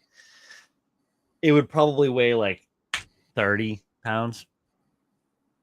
I'm gonna guess 30 pounds, 35 pounds, maybe. Set it down on the table, everything goes falls over, and you're like, I win. The judging table's got a bow in it. Yeah, exactly. It's like playing Pogs. You get the slammer. Oh, everything's fucked. Like, I am an asshole. No, I would never do that. Though the build that I'm going to be working on next year for GBWC is going to be huge, but that's okay. That's going to be okay. Go big or go home. Go big and go home. It doesn't matter. Who cares? No, the main game is that it's really cool build. I'm back in the mode to do stuff like that, and they're really kind of like starting to host the show like they normally do. So yeah, or they normally used to. So to me, I feel like even with the crap that they've been pulling and the weirdness, I still feel like it's, in a way it's worth it. So yeah, I could get into it. I mean, the way I look at it is it's really just about like the mindset that you have going into it. Like if you're just looking at it as an experience and, just a way to build something that you want to build and show it off, you're probably going to be fine. But if you're looking at it as like this prestigious contest, I don't know if that's what it is anymore. You know what I mean? Not like anymore. That's just not what it is. And not for like a decade. Yeah, it hasn't been. Not since even probably before I started trying to get into it. Yeah, I mean, it's for advertising. It was locked? Yeah. Oh. Maybe when I pull the trash out? I can't remember. Sorry. I accidentally locked the front door. Colleen had a hard time getting in. Like, shit. I did that a couple of weeks ago. My wife and my son were out in the backyard. And I was like, I gotta run to, I forget where, like the store. And I closed the sliding glass door and locked it, and then went out the front door and locked it, and like didn't even think about it. And I get a call like 10 minutes later. Hey, you locked us in the backyard. Yeah, asshole. There's a pool Is back there- there. is there- Enjoy yourself. Yeah, right. Oh, jeez. I'll be back shortly. Yeah. Wild. Lefrithier. I have no idea what that is. What is Is that that? from the Witch of Mercury? Maybe. Okay. Yeah, it is. It's cool looking. Share it. Hold on, let me Yeah, it's cool. pull up a. Oh, zoomed in. We zoomed in on me and Paul. All zoomed in now. This is the handy reminder for everyone that's part of the Discord for Built Sideways Podcast, Built Sideways Podcord. You can get ready for Fuck It Fridays. That's the model kit of it. So it's kind of. Zoom in. Huh, interesting. Kind of looks like something from 00. Reminds me of. A little bit. Bigger forelegs, though. The low legs are calves and the knees are real like post IVO. Look how fat the legs are. Chonkers. It's got a thickness. Oh, it's a high grade. Yeah. Oh, it's got like a Gatling gun too.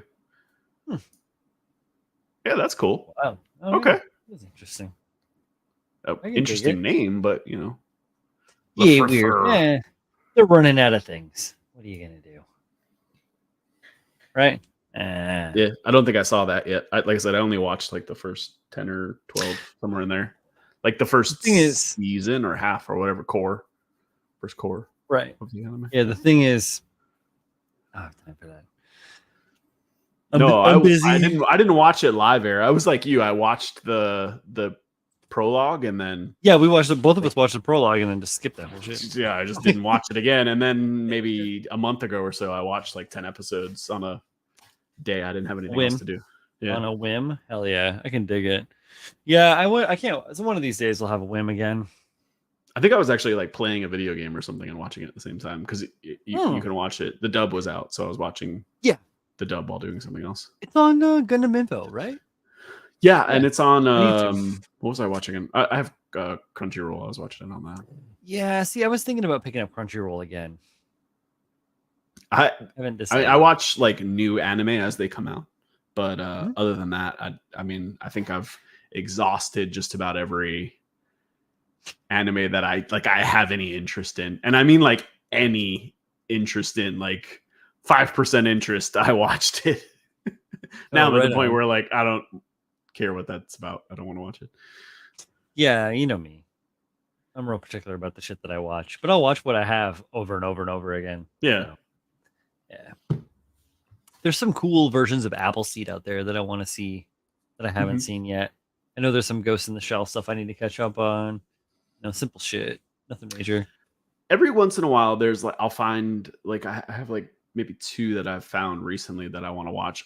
Like some kind of mecha anime that like I had never heard of, and I'll just like happen upon it. I'm like, what is? I wonder what that is. It's any good, I mean, I've watched like a fair amount of mecha animes, like especially that Gundam style ones, like the Fafnir and what was the Aldnoah Zero and Valvrave the Liberator, all that kind of stuff. But every once in a while, I'll find like another one that I'm like, huh. What was that? Wings of Honey Maze. Have you watched that yet? Yeah. And what was it was like, what the fuck was it called? Like Knights and Robots or something like that. It was like an isekai that he gets reborn into like an older world, and he gets a right. Yeah, I remember seeing something. And even stuff that like it's led me to find things that I wouldn't really call mecha anime, but they had mecha in it. Like oh shit, what was the name of that one? I watched. It was like I have the light novels because it ended up being really funny. Trapped in a dating sim. So the guy gets trapped, and it's like it's an isekai and it's a comedy, but he ends up like finding a mobile suit basically and fighting with it. Knights and Magic, yeah, that's it, Lawrence. I've watched that. I mean, what was the other one I watched? Oh, Darling in the Franxx. Oh yeah, you and Darling and the Franks. I know. Have you ever seen MD Geist? No, I've heard of it though, but I've never watched it. That's a wild one. I remember I watched that in the late 90s, and that was like, what? This looks really cool. I'm gonna buy this. And it was like, that's just gonna run for a second. I was like, I'm gonna buy this. And it was like, it was gonna be like $30 or $40 for a VHS tape, right? But it would only been like 3 episodes, I think. Something like that. On a tape, like a 90-minute tape. Like 3 episodes. And that was like 3 of 12 or something like that. So you would have needed to spend like, well over $100 just to get, half a series or something dumb like that's ridiculous. Watch the anime Obsolete. I have heard of that. Have I seen this? Maybe I have seen that. Is that the one with they're on the planet with the mecha and the head like the little trilobites that are I think that's the one, right? Was that the one with the trilobites that are power consumption dudes and they unlock them on the moon or something like that? That might be. I may have seen that one. Some of them I can't. What else? I've seen Gurren Lagann. I did not like that actually. Pabs loves it, but Gurren Lagann. Yeah. Code Geass was actually I quite like that, but that's another one. Like it had mecha in it, but I don't know if it was like a mecha anime. Was it really mecha? Yeah. What was the other one that Bandai did like really recently?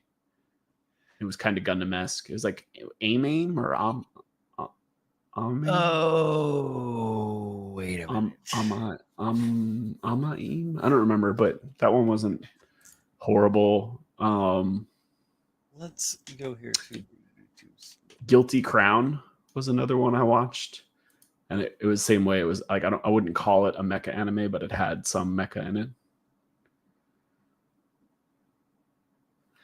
What was that called? SSS Gridman.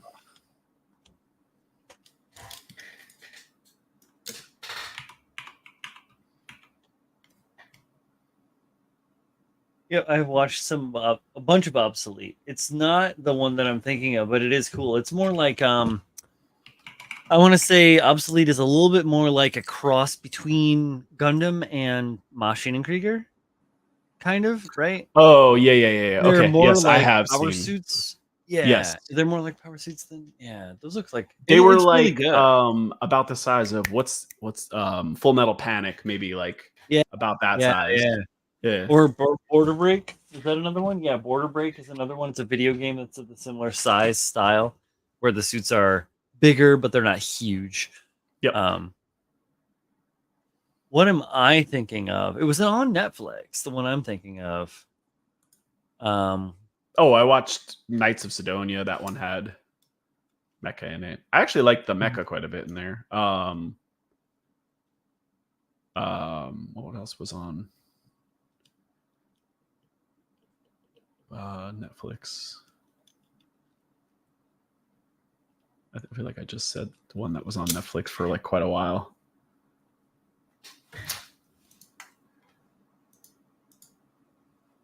No.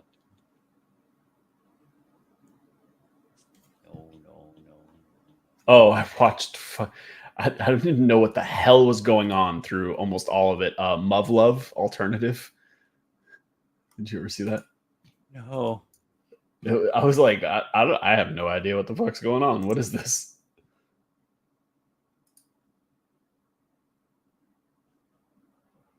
Last Hope. Is that the one you're thinking of? Oh, yep. I bet that's it.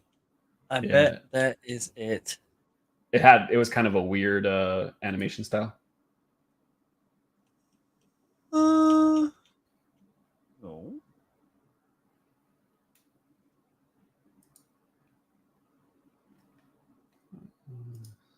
Hold up. Oh wait. Is it?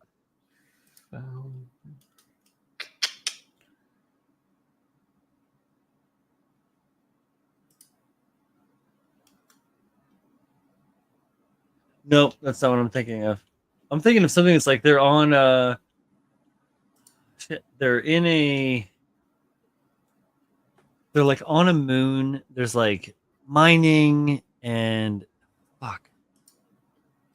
It's a similar animation style to Obsolete.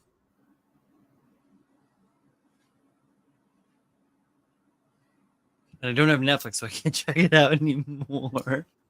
Let's see. Obsolete exoframes are consciousness-controlled, multi-purpose robots given to humans as part of a deal with the aliens.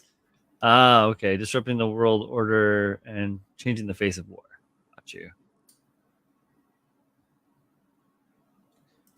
Ninja robots I've watched. Oh, you've seen that? Yeah, that was interesting. Let's see. KYOU.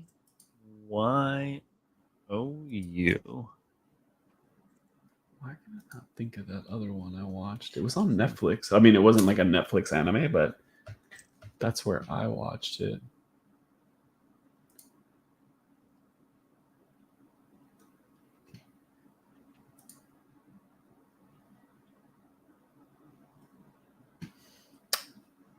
Oh, what was the one? Oh, that's interesting. Oh, yeah, I've seen some of these ones. KotoKai Senkai is a newer one, right? They have new model kits from that. I've seen some people build one.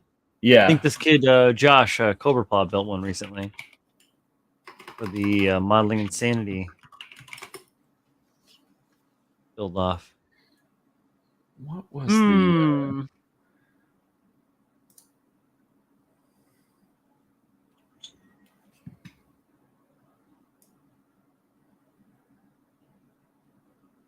I think there was another one that Bandai did, and now I can't think of the name of it. 88? What is 88? Don't want to say, puppy. I know. I loved 86. That has mecha in it, and it's amazing. If you ever get a chance to watch that anime, the books are really, really good too. No, what am I thinking of? Eureka 7. Oh, cool. Yeah, that sounds familiar. Yeah, they like there's space or like sky surfing robots. Yeah, I have the Nervesh. Yeah, with the big ass surfboard. That's why I know it.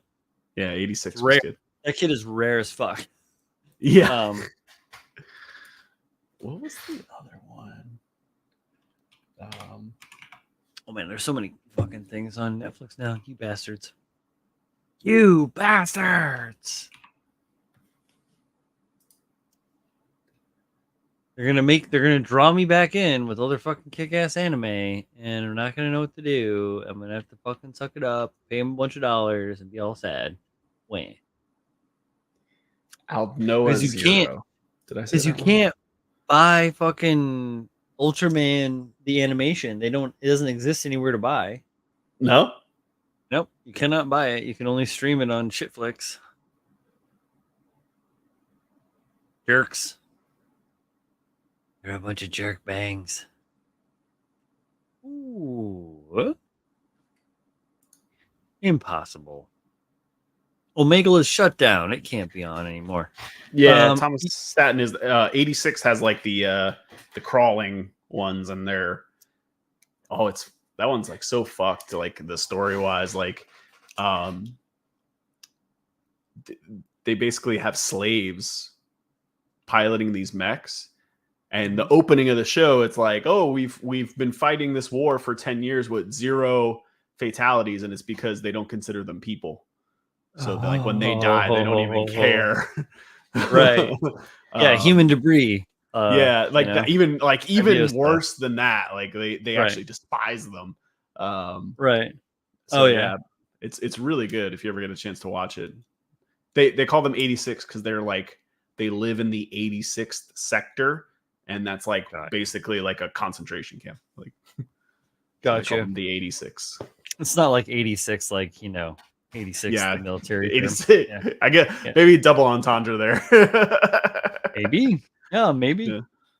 But yeah, that one's really good if you ever get a chance. And the animation style, and it's got I forget who did. It might have been what's his name did the soundtrack to it. The guy who did Unicorn. Hiroyuki cool. Sawano. Yeah. Zach would know. I don't know offhand. Yeah, that's his name. Yeah, he did do it.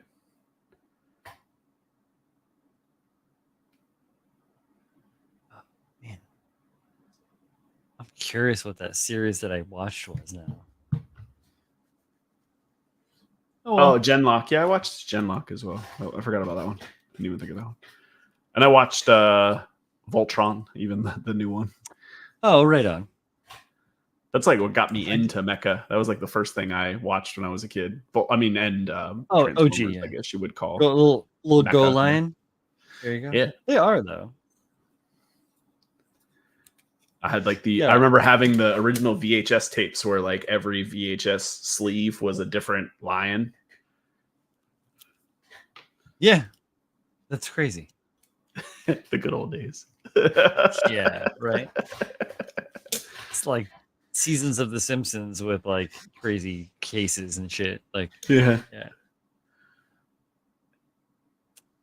Let's see. Listening to his OST for Attack on Titan. Yeah, you were reading the same thing. I guess Attack on Titan could be considered well, it's not mecha, but it's but it is. It is. But mecha. It's kind of like how Evangelion is mecha. Like, word, right? Because it is just a weird flesh monster in armor.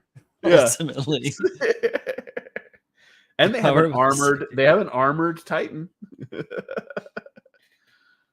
True. I have to watch the end of that. I have not watched the last two movies. That's what people say. I've read the manga, so I'm familiar with the ending, but oh, boys and girls, 'tis the season. Holiday shopping is in full swing. Mm-hmm. I got a bunch of gifts coming in the mail. I bought. She's not listening. She's in the shower. She can't hear me. So I pre-ordered. She loves ET, and every year I get her like at least one ET gift if I can. So she loves that, and I saw that the Neodendroid ET was pre-ordered, and it was up for pre-order in like September, right? So I was like, oh shit, got the USAGs, the galactic pings, like, oh, this is available. And then when I got around to it, I was like, I should order that. So I went to look at it, gone. Oh, fuck. How the fuck do I find this thing? So I found it, pre-ordered it. Cost a pretty penny because these things are pretty awesome and worth it. And yesterday I was like, I wonder what's up with that, that order. I mean, it's like, this is something that I thought would be really cool to get for Christmas. Looking it up, and it's like, oh, it's going to be released next March. I might get it by August. Next year's Christmas. No, I'll just be a surprise. It just means that I had to buy more stuff to fill in my mental gap where I'm like, some of those things like the figure stuff, like it pre-orders crazy. Yeah, crazy fast. Especially like they had that.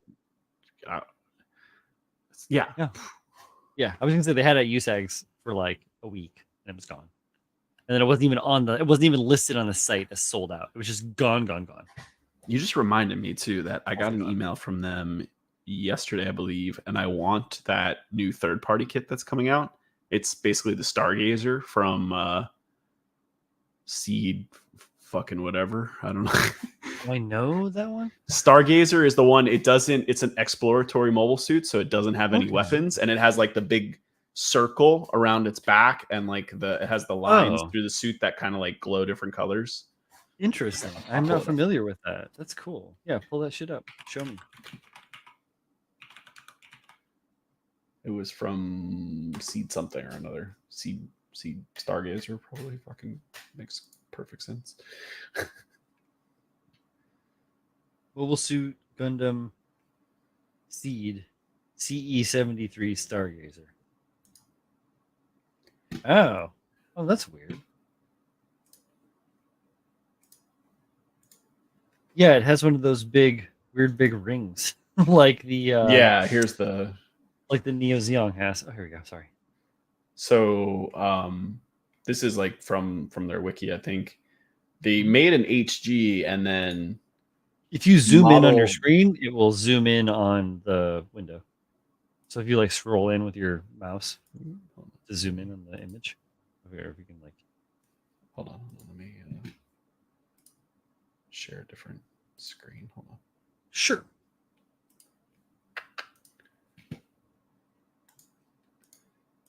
They made a conversion kit. This was for, I don't remember what it converted. Or was this a full resin kit? Maybe. I don't know. Pabza knows. GK. It might be full res. Yeah, it's from Model Bingo. It kind of looks. It's hard to tell because like it's got that seed look to it. So maybe it uses the frame at least from something. I don't know, but they're coming out with like a third-party kit. Let's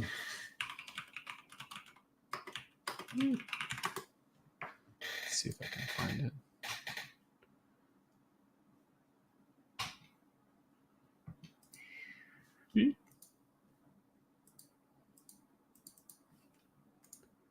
Oh, it's gonna be so good. Man, I can't wait for this Cerulean project shit to come out. Good models, boys and girls. What are they? Other models? Exo Squad. Jesus. Nice. Exo Squad is really fun, man. I remember when that shit came out because I'm an old man. I was originally introduced to Mecha through Robotech back in the day, Macross, and from Ninja High School. If you're familiar with Ninja High School, though. Yes. Yeah, that's cool. Fuck. There's the new Ninja High School is like cute little schoolgirls in really short skirts with nice long legs. When you're a little boy, anime. that's pretty awesome. When you're a little boy, that's pretty cool. And they also wear power suits. So they have like, exosuit power side, and they fight. Like one of them's a cat, his cat ears. I don't know, it's weird. But that kind of stuff when I was a little kid was the things that like got me like real hyped on anime. And then like Polybor. They have Polybor was another early. What the hell? They have like Infinite Stratus was very similar to that. Like it was like girls in like I guess you can call it mecha, but it was like it was like a suit. Like gave them like bulky arms with guns and stuff. Right. So even what the fuck was that called? It's sad that I've watched Date Alive. Have you ever? I don't know that one. It's a like a rom-com harem type thing, but it's got mecha in it. Sure. Good. And alive is like a spirit, by the way. That's I remember like I was like, well, Date Alive. Don't date a dead. That's not a good thing. But yeah, they have that kind of. Or like, and a lot of stuff from Masamune Shiro, like growing up, was like real tight for me. Black Magic M66, Dominion Tank Police, the stuff from Patlabor. I was definitely a headgear kid growing up, and I missed all of the Gundam stuff too, which is really crazy. Like you would think that I would have just stuck to it, but I was the same way. Like, and Toonami was like should have been my age. Like, I think like Zach watched a lot of I think he got into it through Gundam Wing on Toonami, and he and I are like the same age. Right. I completely missed it. Like I right, no idea what the hell. I didn't even know what Toonami was until I was a fucking adult. I was like, oh, I don't even remember that. Bubblegum Crisis is a good one too. Or Dirty Pair. Dirty Pair was a good one too for like anime to get into. That's like old Shiro stuff. Mm-hmm. Like I remember like Airbender and Korra. Oh wow. But I didn't watch it's them. Like I was I was like out of college when that shit came. Yeah, and I remember like I never watched Dragon Ball or Dragon Ball Z, but I do remember it culturally. Like I remember it being a thing at some point. We used to have the Z. We used to have the whole Z Frieza Saga VHS tapes up on top of the entertainment center in college with me and the homies. Like, and then we watched that's where we first watched Evangelion. Was we got the tapes of the old Evangelion, the way hammered, the way cut up one, and we're just like gimme. It was so good. I have the what I forget what it's called, like the chrome packaged one. Oh yeah, I forget what like. yeah. edition I have it is. some of those because I had Silver all of the edition. OG set, and then I had Death and Rebirth, End of Evangelion, and then the other movie, the 3 movies, and then they did the Platinum series. And I Platinum. started That's what getting it is. Yes. yeah, and then I started collecting the Platinum series because there was like extra stuff in there Yep. and like extra scenes and all this shit. Yeah, so and then the I started animation collecting was the Platinum cleaned up a series. little bit. It was Quite a like bit, actually. not Blu-ray quality, but like better DVD quality. Yeah, it was still good. Yeah. Well, now they have the Blu-rays, but I think so that's one of the few animes that I think like the dub is as good, if not better, than the sub. And the new Blu-ray is like the one that they did for Netflix, where it's not the same voice actors. And I'm sure it's fine. Like I probably wouldn't even fucking notice, but there's some weird thing for me that I'm like, no, it's gotta be the original voice cast. Like, why didn't you get them to come back? Like, what are you doing? Oh, right. Well, they died. Who knows? Like, it's hard to say. No. I mean, like the girl who played Asuka is still active in voice acting. Oscar Langley, yeah, Yeah. and Spike. They did Spike Spiegel, right? He does the Shiro. No, Shinji, right? Shinji, yeah. Yeah. So, I mean, like for the most part, I wouldn't care if it was like some obscure character like that's like, or the guy doesn't voice act anymore. But, your main characters, the girl who plays Rey still does voice acting as well. So you should have got that. I mean, come on. Especially Asuka. I feel like her character is like pretty pivotal, right? Yeah. Like her voice is crucial. It's like you have to, the people you need to get Masato. Yep. You need to get Shinji. You need to get Asuka. You need to get Rey. And if you can do Gendo, but you can kind of emulate Gendo. Like somebody could pull out Gendo. Right. I feel like he doesn't speak that much in the series. Like his character's important, but I don't know if he talks that much. But like you need a good Kaoru. You can't like have a fluff actor as a Kaoru, even though Kaoru was originally not that prominent in the OG series, like the original series.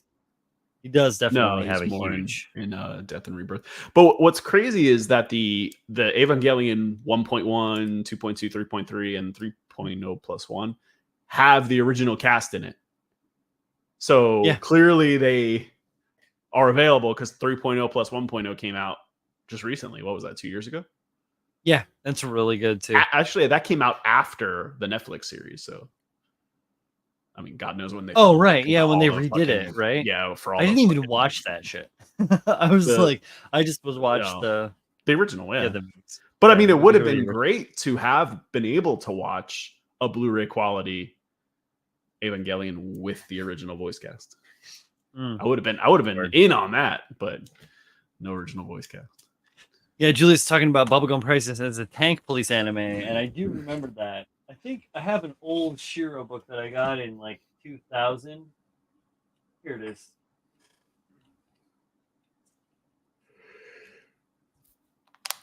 It's gate kept by these rulers. Let's see. I got it for $39.99 from Comic Book Shop. How unique! Yeah, I've looked at it so much. I got to be careful because I don't want to break the binding. When is it from? It's awesome. It has Japanese and English translations. So like here on the opening spread, you got Appleseed, and you've got it up here in like kanji, and then in English bottom. That is cool. Which is amazing. But I'm pretty sure, here's Black Magic 66. One of the original dystopic robot. That's kind of like akin to Metropolis, if you're familiar with Metropolis. Yeah. Is Crisis in here? Here's Ghost in the Shell. I love Ghost in the Shell. Fucking the Tachikoma, fucking battle tanks, and they're just, and the art too, all the watercolors and all the high detail. So fun. So much fun. Here we go. Like that's a perfect example for me. I thought Ghost in the Shell is hand drawn animation, but it looks amazing. Like, I prefer that over. Dude, and then like campy like Dominion Tank Police. That's so fun.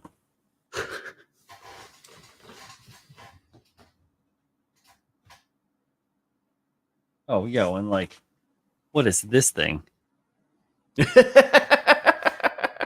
It's just like there's just so much creativity and like weirdness, and then obviously there's like a level of eroticism to it, but it's mostly cool mechs and awesome. I feel like that forms. was like a big part of anime early on, especially. Yeah, I could see that. I was always more a fan of like the differences, maybe the balances between the like the cool forms, like the organic human forms, and like the mecha style. Mm-hmm. Like this is like a bug thing. Then what else do we have over here? Yeah, here's more. Like just weird, cool animation. This is the kind of like style stuff that I fucking grew up on, with the weird, anime or manga faces, and then like all the hyper detailed mechanical stuff. It's so fun. But this, I don't even know when this book came out. It says, hang on. Oh, 1992. So there you go. That is how this book has come around. It's oldie. Yeah. This is all Mashiro's work from 1981 to 1991. So, how old were you, Paul? 1991. I was 3 or 4. Nice. Yeah, I was 12. But I didn't get this until I was 21 or 22. So. Sweet. Oh, books are so good. I'm hoping that if this new Gundam OVA does pretty well, we'll get Hathaway's Flash sequel. Can't wait to get more. We need more. Rushed a little. Yeah. I've watched that like a handful of times now just because it looks so goddamn good. Like, so have I. It's a good story too. It's good story. It's good animation. It isn't all like guns and Tom Staten says I was 6 in 91. Nice. I was actually almost wrapping up my first stint as a model maker in 1991. I started in 86 and I built for about 6 years and then stopped. Because I was like, man, that Kate Mitchell sure does look cute. What are those things? I gotta watch that. The Doan's Island movie as well. Sure.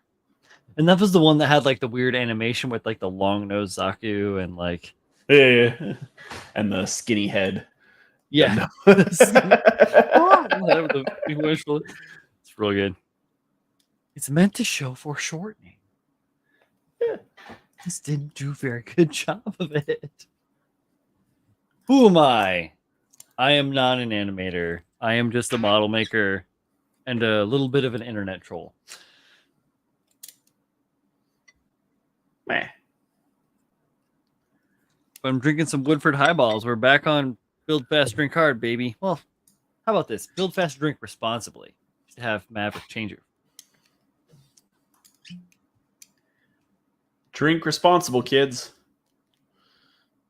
Yep. You know what happens? They say, keep drinking all those waters. You're going to end up in the bathroom all night. Yep. Gotta pee. Truth. It's gotta go somewhere. That's right. It's one of my favorite things. It's one of my all dad jokes, no kids. Careful. They say keep drinking all that water. Up in the bathroom. It's gotta be. You don't say the pee part, Paul. You have to imply it. You gotta make sissy. You have to imply. All right, so how many of you have this or don't have this? It's just on my desk and I want to talk about it. What is that? You have one of these? I don't believe so. If you had it, you would know what it is.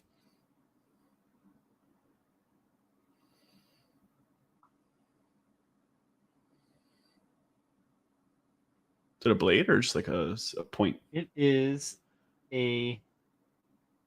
It will focus, but it doesn't want to. I have to get real close and then back up. There we go. See that? It's like a single fluted, tapered point, and it's so thin and sharp that it has this special metal dude that you sleeve it into to tighten it. It is for cleaning your airbrush. Oh, no, I don't have that. So this, you can use this. I'll take the cone off the inside of my Iwatas or whatever, and you can take that tapered edge and you can spin it. Just turn it lightly. You don't want to put pressure, but you can just turn it lightly and it will carve out the inside crap inside the cone of your airbrush. So the little cone that fits in the very end of it,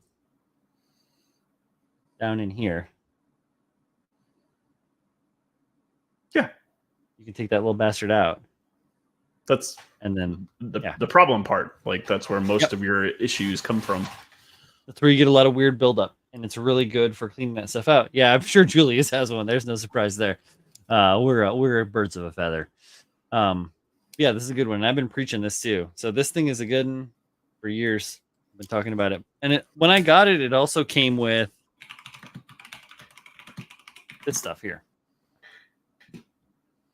So you have a bunch of braided, they're basically like guitar strings of different sizes that you can use to run through because they're perfectly round. So you could use them to help clean out the insides of stuff that are real small that you can't get with your brush assortment.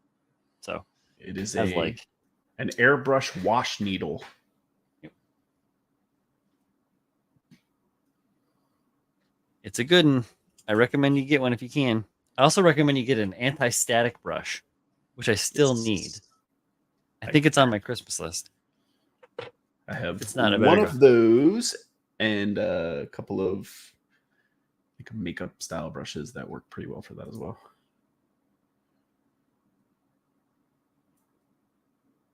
Let's see.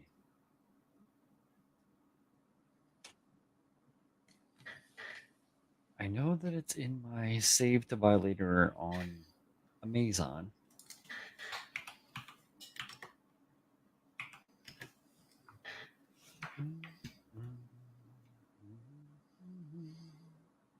I watched frickin' Killer, right? It's Michael Fassbender's new movie. Yes, on Netflix. Well, right? Yeah. I watch it wherever, but it doesn't matter. Yeah. Have you seen it yet? No. I've been meaning to. I just haven't had a chance yet. It's really good, and the soundtrack is a lot of the Smiths.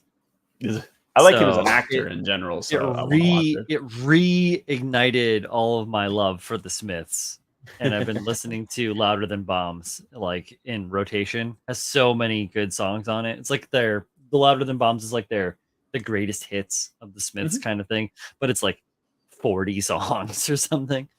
So, but it's got all the classics. I do enjoy it. All right, this is going on. Boom. Added. Can't believe Baldur's Gate 3 won Game of the Year at the Game Awards. Baldur's Gate did? Yeah, that's an interesting win for them because it's like I feel like it's very non-traditional, not like a AAA title style. But Baldur's Gate is really like very. I don't want to say it. It's like a long run. It's like a Golden Axe or like for lack of longer provenance, Doom or that kind of stuff where it's got like a history to it. Yeah, there's so many Baldur's Gates. Even Dark Alliance. This has to be at least the third, I would say. Damn it. So, but Dark Alliance was PlayStation 2, and that was awesome. And you could play split screen, and that was so fun. And that game was like awesome. I played that game like 5 times. It's just so good. No, it definitely. But I just don't think like at the beginning of the year, like pre-release, you know, let's say 6 months before the release, that would have been something that people would have been like, oh, that's going to be the one. Like, even if it was good, I just think from mass appeal, it wouldn't have won, if that makes sense. I agree with you. I misunderstood what you were saying. Yeah, I agree. Like, which is cool. It's cool to see something different than kind of your typical, you know, whatever. Absolutely. Studio coming out with their AAA title for the year. Hails Yale. I just had this idea. So sitting here, we're talking, right? Whole show, talking about my old models. Didn't talk about anything that I worked on before because we talked about it last show. And I'm working on this. I've been working on the step side, right? I haven't touched it in like a week because I've been working on the kit, the Gundam cross through AU cross, and I've got this, you know, the square body step side, right? That blue is a classic blue for like a Chevy or a Ford or whatever the fuck it is. I want to do something different, so I like it, but it's boring. So what I think I'm gonna do is I'll give it a good wet sand down with the high grit, and then I'll clear coat it a couple of times, slightly tinted. I'll add a little bit of a darker blue tint to it to kind of give it a little bit of depth, but a lot of shine. Then I'll wet sand that, and then I'll hit it with transparent blue, like a transparent ultramarine or cobalt or something like that, which I don't have yet. And then to add the depth. So I'll have the baby blue, the sky blue here. Add the layers of clear on top to give it a little bit of depth, and then add that layer of, you know, semi-transparent blue on top of that, and then more clear to build depth. But when I do the semi-transparent blue and the first layer of clear, then I throw the decals on, and then throw the clears on top of that. Yeah, they look like they've been painted in. So they kind of look baked in, because the decals are they're very bright white, and it's just awesome, like stripy lines. There's lines in the hood, there's lines that run down the body, there's lines that run on the back corner panels. They look really cool, but I want them to stand out. I don't want it to be like white on sky blue. I want it to have like a little bit of depth to it, you know. So I think, you know, I've been thinking here, and as I see, like, I got parts here, they're all around me. I'm thinking like it needs, you know, richness, it needs depth, it needs some sort of presence to it, because it can't just have this like flat blue. I mean, the deadline for the build is over. I'm doing this for myself now, so yeah, I think the only way that you should have kept it flat blue is if you were going for like just rolled off the showroom floor kind of look, because in the 70s the paint would have been a little flat, like it wouldn't have had the depth. But if you want to look for something like a little more custom, I think what you're talking about would work out really cool. Just it would look like kind of that custom, almost like a hot rod paint job where it's high quality, lots of depth. Yeah, you know, like a resto mod style truck or something. Right, exactly. And I have resto mod dreams. I have a lot of parts and ideas, and I should say I joined another build off. I don't know if I talked about that or not, because I can't stop. And I'm building the Baja Bronco, but I'm gonna slam it.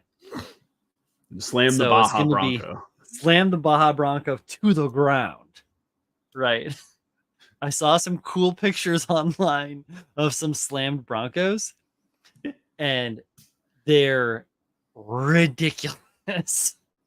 And the build off I'm working on is for the lowrider build off with the now or never guys. So that's going to be coming up real soon, as the Zach deadline is in 8 days.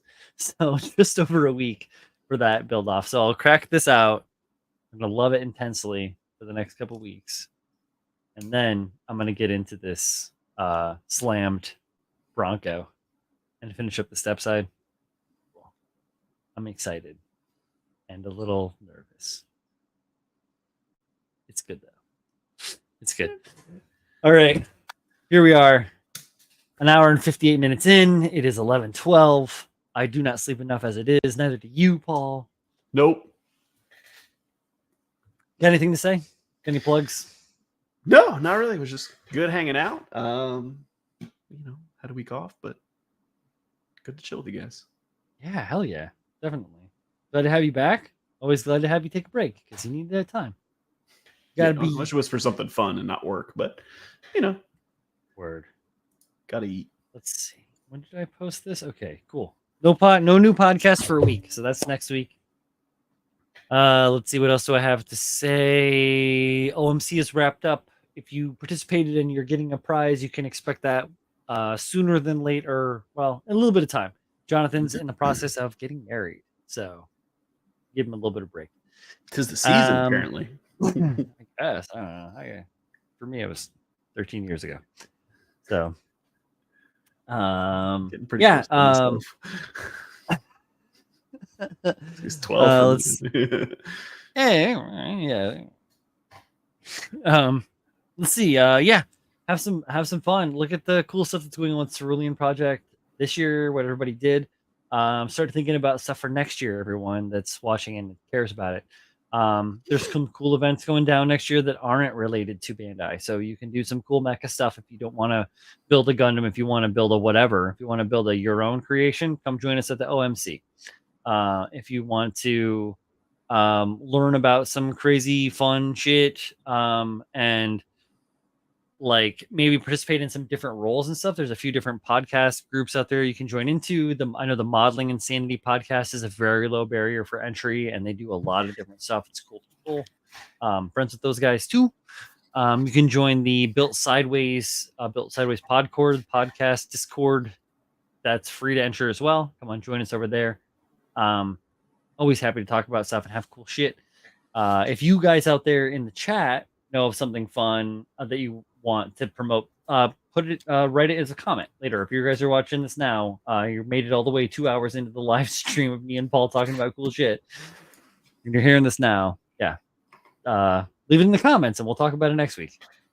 Yep. No stress. And what else can I say? I can say, if you want to listen to some podcasts or read some different blog spots, you can go to scalemodelpodcasts.com. That is a consortium website set up with the help of Stuart Clark from the Scale Model Podcast. Cool stuff. Lots of cool stuff there. Check it out. And yeah, I'm tired. I'm going to bed. I'm rambling. I'm going to bed. Yeah, man. Thanks, Paul. Yeah, but good night, everybody. We'll see y'all next week. Be safe. Build something that gets you excited to build something else. Yeah. And bring everybody with you. Building fun shit.